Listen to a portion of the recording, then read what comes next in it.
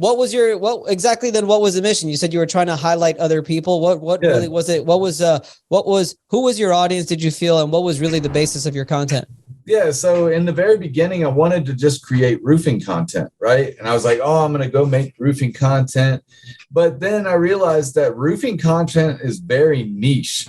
Like if you don't have an audience to watch roofing content, then you probably are going to have some trouble building that. So I really turned it into personal branding and making myself humanized to people, because typically inside of a sale, you're not making a sale until you humanize it, right? The need for the sale is because of this. But if you oversell, people feel like you're just pushing them, you're being too salesy, and they don't want to buy from you. So I said, what if I have a lot of friends, that maybe want to buy from me? And when I started making myself positive and I started gaining a following, it was when I had 5,000 followers on TikTok that I went viral for the first time. And when I went viral for the first time, it was because I had built that core following of those first 5,000 followers to actually love me. So they were sharing my videos. They were engaging with my content. They were doing things to help me grow. So when I put out that video saying, hey, can I come out and get on your roof right now? 600 people said yes the first time. Wow. Yeah, so I knew I was on to something. That's awesome. It's really nice when you get that moment when you're just like it's like a tipping point moment where you're just like, holy crap, maybe this is actually a thing, because whenever you start just because you sort of want to do it. I think it's important. I'm not going to be that person who is just like, oh, I just started and I just wanted to do it just to do this. Like I had, and I'm sure you had, we always have like an angle behind it where we do have intention for it, but you never really know sort of when that moment's going to come where it's just going to finally just like sort of click and it really just goes on to a whole other level. Yeah.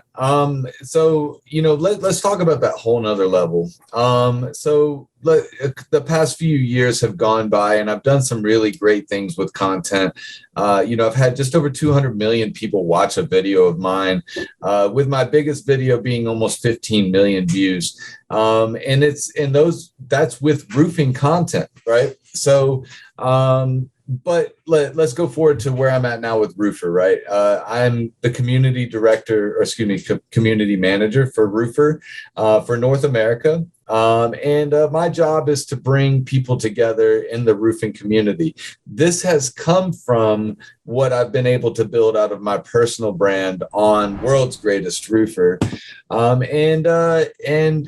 Some great things have happened with me taking over the short form video content with Roofer.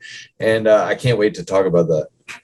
People who are watching, they could probably maybe see that I'm laughing and I'm smiling and I'm laughing because it's so crazy, the relationships that come about the social media thing, right? It's just so insane.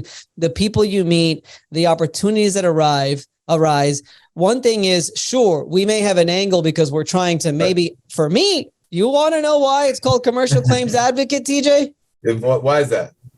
I just wanted more commercial claims. Exactly. World's Greatest Roofer. Like that was it. I was like, let me just call it Commercial Claims Advocate. Right. Maybe people will just send me commercial claims. And sure, it's resulted, but that's only like a fraction of what it's actually resulted in, which is a freaking book, a course. It's established me as one of the public adjusting experts in my industry. I've managed to get in with the roofing industry, and it's just like it's turned into so many different things. And you talk about niche. Yeah. It doesn't get more niche than public adjusting. Oh, right. Yeah, no doubt, man. Especially in the roofing industry where some of the industry loves you and some of the industry hates you, right? Yeah. So. It's like in all construction industries, it's like we are loved and we are hated. There's really not much of an in between.